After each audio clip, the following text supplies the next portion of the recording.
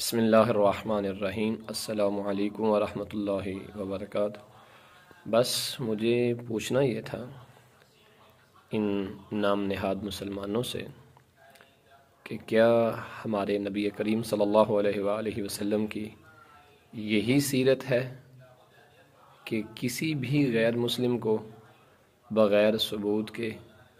کسی ایسے فرد کے کہنے پہ قتل کر دیا جائے کہ جس کے پاس کوئی بھی معتبر دلیل نہ ہو، اور ایسے فرد کے کہنے پر کہ جس کو صحیح دین جو ہے اس کی آگاہی نہیں ہے، جس نے آج تک سیرت نبوی صلی اللہ علیہ وآلہ وسلم کا مطالعہ بھی نہیں کیا، اور قرآن اور قانون اور دیگر انسانی حقوق کو پس پردہ ڈال کر صرف یہ کہہ کے قتل کر دیا جائے کہ یہ گستاخ رسول ہے۔ کیا یہ سری لنکن انسان نہ تھا؟ کیا نبی کریم صلی اللہ علیہ وآلہ وسلم نے ہر مسلمان کو یہ بالکل چھوٹ دے دی تھی کہ وہ جس طرح چاہے کسی غیر مسلم کو قتل کر دے، اس کے بیوی بچے بوڑھے ماں باپ ان کا خیال نہ کیا جائے؟ تو یاد رہے، اسلام انسانیت کا مذہب ہے، حیوانیت اور درندگی کا مذہب نہیں ہے۔ اسلام ہمیں لوگوں کا احترام کرنا سکھاتا ہے، لوگوں کو سکون پہنچانا سکھاتا ہے، نہ کہ لوگوں کا قتل۔ یاد رہے، ہم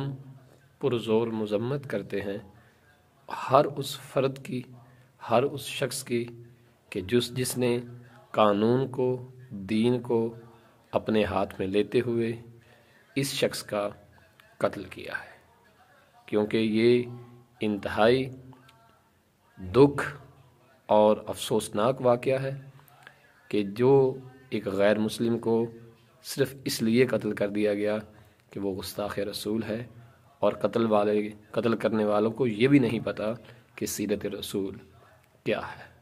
اگر وہ گستاخ رسول تھا تو ہمارے ملک پاکستان میں عدالتیں تھیں، ہمارے ملک پاکستان میں علماء تھے، ان سے رجوع کیا جاتا، اس قانون کو استعمال کیا جاتا کہ جو قانون نبی کریم صلی اللہ علیہ وآلہ وسلم اور قرآن مجید کے مطابق ہوتا، نہ کہ ہر فرد خود ہی عاشق رسول بن کے انسانوں کو قتل کرتا پھرے۔ یہ اسلام دین اور قرآن اور ہمارے پیارے نبی صلی اللہ علیہ وآلہ وسلم کی تعلیمات کی توہین بھی ہے اور کھلی مخالفت بھی ہے۔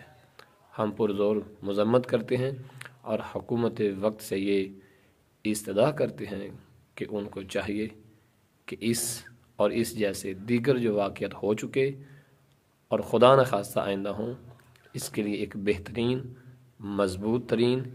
اور انسان کو انسان سمجھنے والا اور انسان کو انسانیت کا درس دینے والا کوئی ایسا قانون بنایا جائے جس سے اس مملکت پاکستان میں ہر قوم، ہر قبیلہ، ہر فرد محفوظ ہو، اور کسی کو یہ جرت نہ ہو کہ وہ اپنے ہاتھ میں قانون کو لے کر خود ہی جج بن بیٹھے اور کسی کو بھی قتل کر دے، اور صرف یہ کہہ کر کہ یہ گستاخ صحابہ ہے یا یہ گستاخ رسول ہے۔ امید بر خدا کہ انشاءاللہ تعالی آئندہ ہمارے ملک پاکستان میں ایسا کچھ نہیں ہوگا۔ پاکستان زندہ باد، پاک آرمی زندہ باد۔